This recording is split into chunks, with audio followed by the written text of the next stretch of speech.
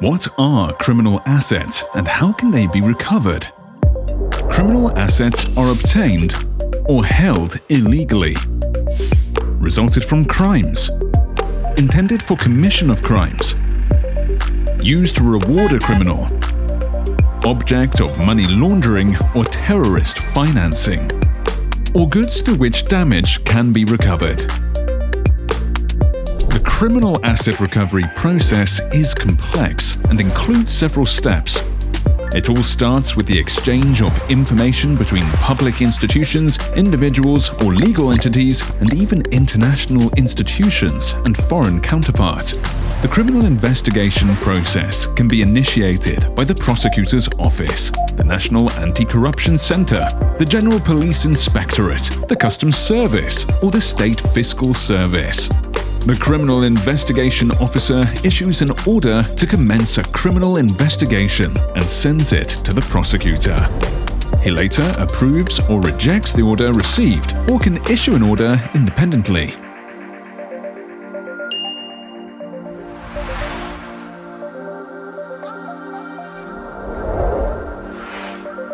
If the order is approved, then institutions start to collect evidence and pursue the offender.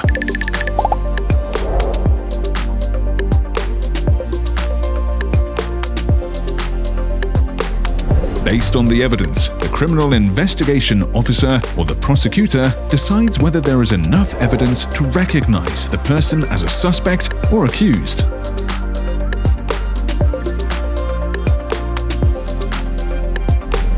The financial investigations begin. Several institutions can carry out financial investigations. The prosecutor's office, the National Anti-Corruption Center, the General Police Inspectorate, the Customs Service and the State Fiscal Service have the obligation and competence to act independently to conduct parallel financial investigations. The Criminal Assets Recovery Agency, CARA, can carry out investigations only at the request of the Prosecutor's Office, the National Anti-Corruption Center, the General Police Inspectorate, the Customs Service and the State Fiscal Service. CARA cannot work independently of other institutions and doesn't have the right to initiate parallel financial investigations without an official delegation. Upon request, the Security and Intelligence Service and the Office for the Prevention and Fight Against Money Laundering may provide information. CARA can conduct parallel financial investigations in the framework of criminal prosecution on 55 types of crimes, including corruption-related crimes, organized crime, money laundering, drug trafficking, human trafficking, smuggling, tax evasion.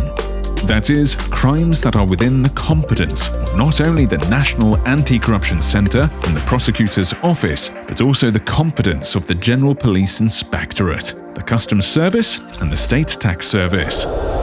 If criminal assets have been detected as a result of investigations, then the assets are frozen or seized. That is, the owner is prohibited to use them until the final decision of the court.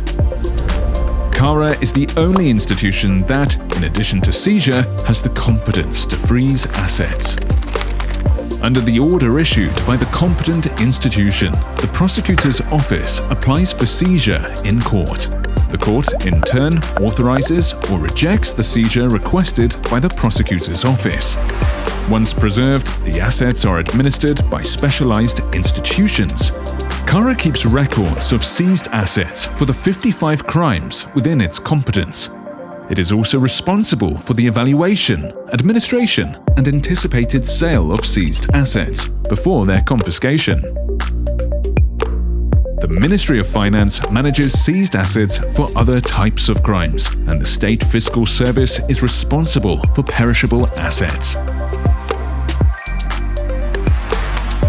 If the case contains conclusive evidence at the request of the prosecutor, the assets are confiscated by a court judgment.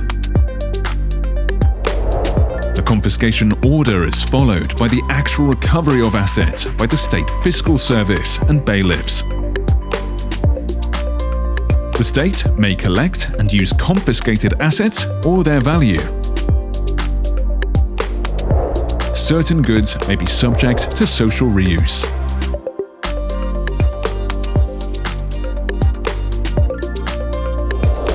Competent institutions communicate to the public the results of the process of assets recovery through press releases, reports, statistics, and more.